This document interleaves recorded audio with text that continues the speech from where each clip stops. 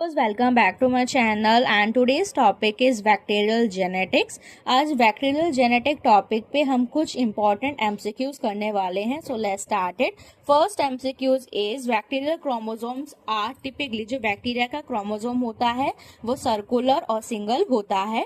Second is the process by which bacterial DNA is a transfer from one cells to another by bacteriophage. Okay, जो bacterial का DNA है वो one cell से दूसरे cell में जा रहा है बैक्टीरियोफेज से. ठीक है, तो बैक्टीरियोफेज जो होता है उससे जा रहा है, तो उस प्रोसेस को हम ट्रांसडक्शन कहते हैं. Okay, next is which enzyme is responsible for synthesis a new DNA strand during DNA replication. जब डीएनए का रेप्लिकेशन होता है, मतलब 1 से 2 बनता है, तब कौन सा ऐसा एंजाइम्स होता है जो हेल्प करता है बैक्टीरिया के अंदर न्यू डीएनए स्ट्रैंड बनने में, तो उसका नाम होता है DNA polymerase. Okay, next is the uptake of naked DNA from the environment. A bacterial cell is known as, ठीक है, जो बैक्टीरियल सेल्स है वो एक नेकेड डीएनए को लेता है एनवायरनमेंट से, उस प्रोसेस को हम ट्रांसफॉर्मेशन बोलते हैं.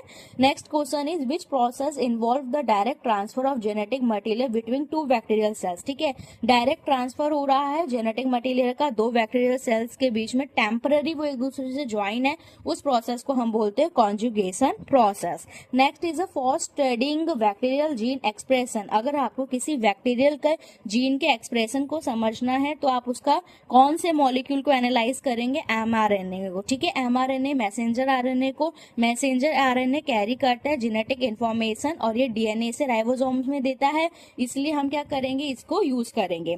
If you want to identify a bacterium that can, आपको अगर आइडेंटिफाई करना है कि ये बैक्टीरिया लैक्टोज को मेटाबोलाइज करता है कि नहीं करता है, तो आपको बीटा ग्लैक्टोसाइडेज एक्टिविटीज को उसको चेक करना पड़ेगा.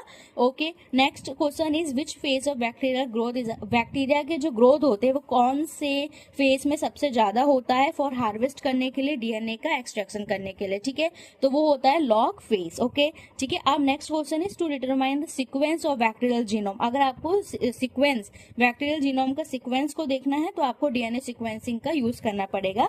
अब कुछ एंजाइम्स हैं मैं आपको बताती हूँ. ठीक है, जब भी डीएनए का रेप्लिकेशन होता है तो डीएनए पॉलीमरेज एंजाइम क्या करते हैं, सिंथेसाइज करते हैं न्यू डीएनए के स्ट्रैंड को. हेलिकेज होता है वो अनवाइंड करता है डीएनए के डबल हेलिक्स को. ठीक है, और जो हेलिकेज लाइगेज होता है वो ज्वाइन करता है ओकाजाकी फ्रेगमेंट को, और जो प्राइमेज होता है वो सिंथेसाइज करता है आरएनए के प्राइमर को. ठीक है, और कुछ टेक्निक्स हैं जैसे पीसीआर, वो एम्पलीफाई करता है डीएनए को बढ़ाता है. डीएनए सीक्वेंसिंग मतलब जो न्यूक्लियोटाइड के सीक्वेंस को पता लगाता है. इलेक्ट्रोफोरेसिस एक ऐसा प्रोसेस है जो डीएनए के फ्रेगमेंट को सेपरेट करता है. तो अब हम डेली एमसीक्यूज के बारे में और टॉपिक का स्टडी करेंगे. ओके, सो